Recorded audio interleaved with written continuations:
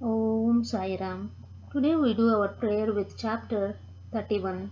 The passing away in Baba's presence of Sannyasi Vijayanand, Balaram Mankar, Nulkar, Megha, the tiger. In this chapter, Hemad Pant describes the passing away of certain devotees and a tiger in Baba's presence. Preliminary. The last wish or thought that a man has at the hour of death determines his future course. Sri Krishna has said in Gita that he who remembers me in his last moments comes verily to me, and he who meditates otherwise at that time goes to what he longs for. We cannot be certain that we can entertain a particular good thought at our last moment, for more often than not, we are more likely to be frightened and terrified by death. Hence, constant practice is necessary for enabling us to fix our mind on any desired good thought at any moment. All saints therefore recommend us to remember God and chant His name always, so that we may not be perplexed or perturbed when the time for departure comes.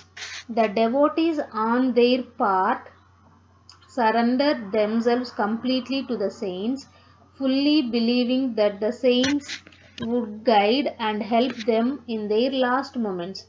A few such cases will be noted here. Vijayanand, a sannyasi from Chennai named Vijayanand, started on pilgrimage to Manasarovar. En route on hearing Baba's fame, he halted at Shirdi. There he met one Somadevaji Swami for Hardwar and inquired from him about the Manasarovar trip. The Swami told him that the Sarovar was 500 miles above Gangotri and described to him the difficulties of the journey. Plenty of snow and the change of dialect every 50 kilometers, and the suspicious nature of the local people who give a lot of trouble to the pilgrims on the way. On hearing this, the sannyasi was dejected and cancelled the trip. Then, when he went to Baba and prostrated himself before him, Baba got enraged and said, "Drive out this useless sannyasi. His company is of no use." The sannyasi did not know Baba's nature. He felt discomforted but sat there watching things that were going on. It was the morning darbar and the masjid was overcrowded. Baba was being worshipped in various ways. Some were washing his feet, some taking the tirth holy water and drinking it heartily, and some touching their eyes with it. Some were applying sandal paste and some scents to his body, and all were doing these things forgetting the distinction of caste and creed. Though Baba got enraged with him, he was filled with affection for Baba and he did not feel like leaving the place. He stayed in Shirdi for 2 days when he got a letter from Chennai stating that his mother was very ill. He felt very dejected and wanted to be by his mother's side, but he could not leave without Baba's permission to return home. The omniscient Baba, knowing the future, said to him, "If you so loved your mother, why did you take sannyas? Attachment makes misuse of an orchard. Go and sit quiet at your lodging. Wait with patience for a few days. In the Vada there are many robbers. Bolt your doors and be very vigilant. The thieves will carry everything. Wealth and prosperity are transient and the body is subject to decay and death. While knowing this, do your duty, leaving all attachment with the things of this world and next." He who does this and surrenders himself to the feet of Hari will get free from all troubles and attain bliss. The Lord runs and helps him who remembers and meditates on him with love and affection. Your store of past merits is considerable, so you have come here. Now, attend to what I say and realize the goal of your life. Begin from tomorrow the study of Bhagavat. Do 3 saptahas, 3 readings during 3 weeks conscientiously. The Lord will be pleased with you and you will destroy your sorrows, your illusions will vanish and you will get eternal peace.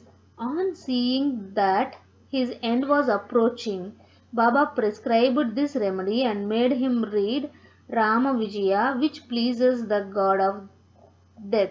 Next morning, after bathing and other purifying rites, he commenced to read Bhagavat at a secluded spot in the Lendi garden. He completed 2 readings and thereafter felt much exhausted. He returned to the Vada and stayed in his lodging for 2 days, and on the 3rd day he breathed his last on Fakir Baba's lap.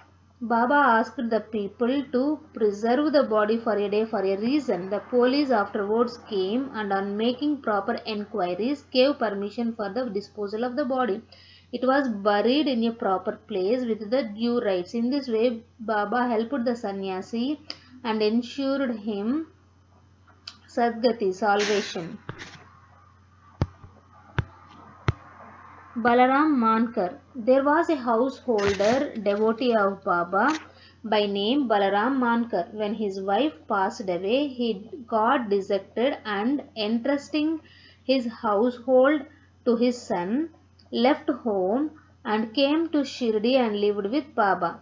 Being pleased with his devotion, Baba wanted to give a good turn to his life and he did it in this way. He gave him ₹12 and asked him to go and live in Machindragarh district, Satara. Mankar was first unwilling to go and stay away from Baba, but Baba convinced him that he was giving the best course for him and asked him to practice meditation thrice a day in the Gad. On believing in Baba's words, Mankar went to the Gad.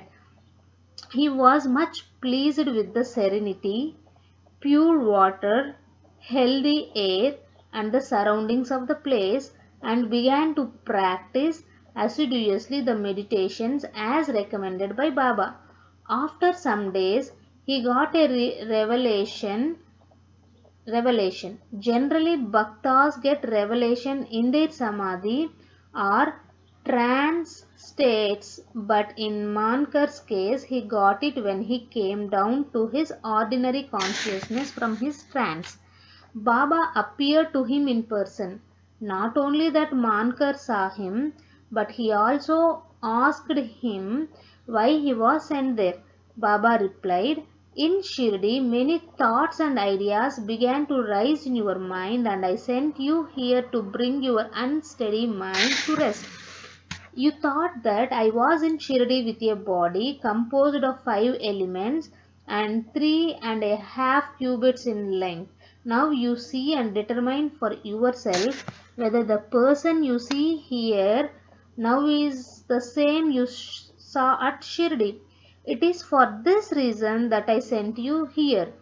Then, after the period was over, Mankar left the Gad and proceeded to his native place, Bandra.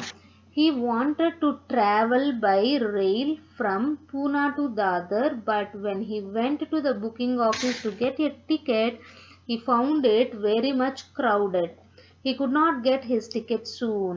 When a villager with a langoti, piece of cloth on his waist and kambali on his shoulder turned up and said, "Where are you going?" "To Dadar," replied Mankar.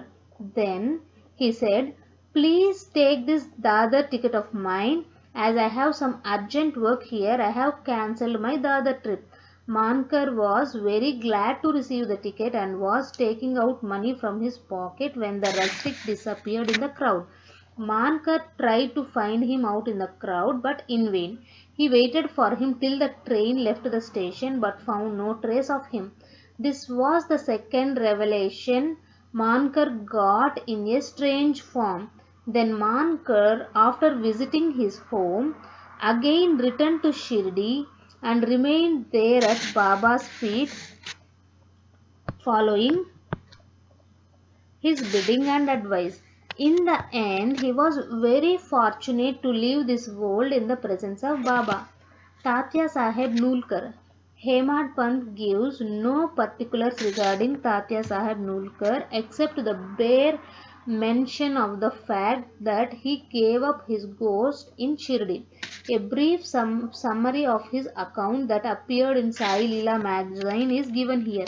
Tatya Saheb was a sub-judge at Pandharpur in 1909 when Nana Saheb Chandorkar was a Mamlatdar there. Both met often and exchanged words. Tatya Saheb did not believe in saints, while Nana Saheb respected them. Nana Saheb often told him the Leelas of Sai Baba and pressed him to go to Shirdi and see Baba. Nulkar finally agreed to go to Shirdi on two conditions. He must get a Brahmin cook and he must get good Nagpur oranges for the presentation. Both these conditions were providentially fulfilled. A Brahmin came to Nana Saheb for service and he was sent to Tatya Saheb, and a fruit parcel containing 100 beautiful oranges was received by Tatya Saheb, the consigner being unknown. As the conditions were fulfilled, Tatya Saheb had to go to Shirdi. At first, Baba was much enraged with him, but by and by, Tatya Saheb got such experiences that he was convinced that Baba was God incarnate. So he was enamored of Baba and stayed there till his death. As his end was approaching, sacred literature was read out to him, and at the last hour, Baba's Pada Tirth was brought and given to him for drinking. Baba, on hearing of his death, said, "Oh, Tatya went ahead of us, he won't be reborn." Megha. The story of Megha has been already described in chapter 28. When Megha died, all the villagers followed the funeral procession. Baba also accompanied them and showered flowers on Megha's body. After the obsequies were performed, tears flowed from Baba's eyes, and like an ordinary mortal, Baba showed himself overcome with grief and sorrow. Then, covering the body with flowers and crying like a near relation, Baba returned to the masjid. Many saints have been seen giving Sadgadi to men, but Baba's greatness is unique. Even an animal like tiger came to Baba's feet for being delivered from demerits. It is this story which will be narrated now. Tiger. 7 days before Baba passed away, a wonderful incident occurred at Shirdi. There came a country cart and stopped in front of the masjid. A tiger was on the cart, fastened with iron chains, with its agonized face turned to the rear. It was suffering from some painful malady. Its keepers, three Devarshis, had been taking it from place to place and making money by exhibiting it. It was the means of their subsistence.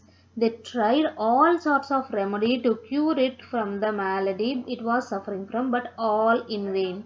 Then they heard of Baba's fame and came to him with the animal. They got it down with chains in their hands and made it stand at the door. It was naturally fierce besides being disease-ridden, so it was restless. The people began to look at it with fright and amazement. The Devarshis told Baba everything about the animal and with his consent brought it before him. As it approached the steps, it retreated on account of the awe of Baba and hung its head down. When both saw each other, it got on into the step and looked at Baba with affection. Immediately it moved the tuft of its tail and dashed it thrice against the ground and then fell down senseless. On seeing it dead, the Devarshis were much dejected and full of sorrow, but on proper thought they came to terms with it. They considered that as the animal was diseased and nearing its end, it was very meritorious on its part that it met its death at the feet of Baba. It was their debtor, and when the debt was paid off, it was free and met its end at Sai's feet. When any creatures bow down their heads at the saint's feet and meet death, they are liberated. Unless they have got a good store of merit on their account, how could they get such a meritorious end? Bow to Sri Sai. Peace be to all. Om Sai Ram.